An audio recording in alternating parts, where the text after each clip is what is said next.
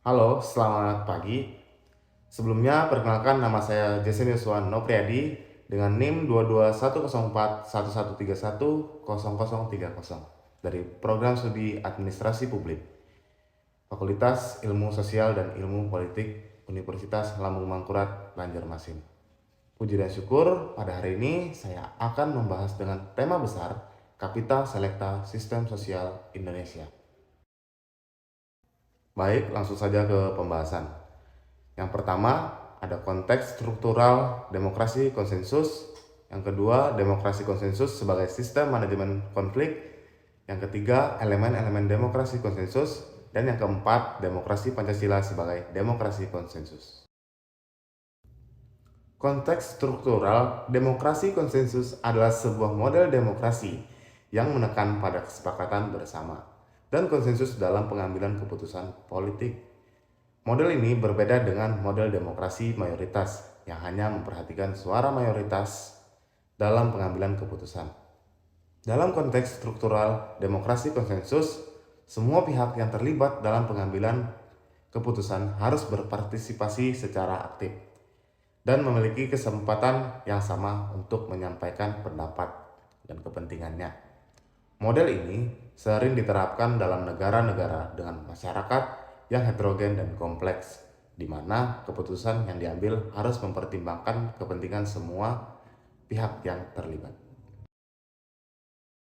Demokrasi konsensus dapat dianggap sebagai sistem manajemen konflik karena menekankan kesepakatan dan konsensus bersama dalam pengambilan keputusan politik. Model ini berbeda dengan model demokrasi mayoritas yang hanya memperhitungkan suara terbanyak dalam pengambilan keputusan.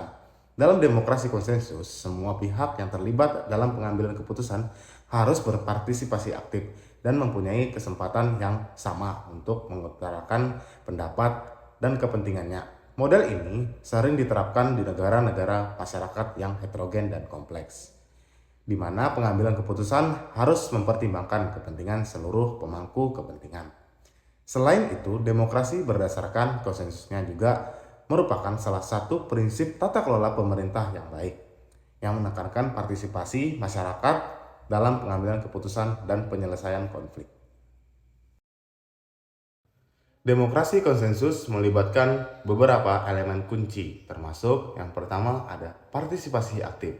Semua pihak yang terlibat dalam pengambilan keputusan berpartisipasi secara aktif. Yang kedua, kesepakatan bersama. Keputusan politik didasarkan pada kesepakatan bersama dan konsensus, bukan hanya suara mayoritas. Yang ketiga, perlindungan terhadap minoritas. Model ini mengakomodir dan melindungi kelompok minoritas, sehingga keputusan yang diambil mempertimbangkan kepentingan semua pihak yang terlibat. Yang keempat, keterbukaan dan transparansi.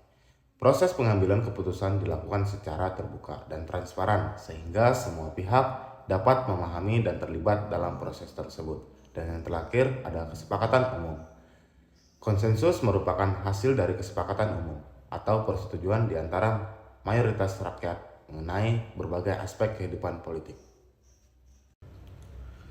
Mengedepankan kesepakatan bersama dan mufakat dalam pengambilan keputusan politik. Hal ini tercermin dalam sila keempat Pancasila. Kepopuleran yang berpedoman pada kebijaksanaan dalam permusyawaratan perwakilan.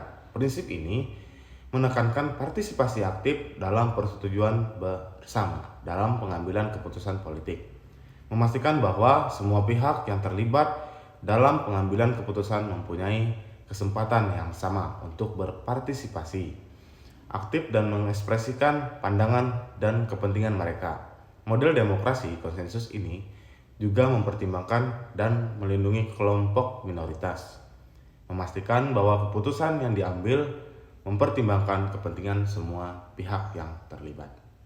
Mungkin ini saja presentasi dari saya. Sekian, terima kasih.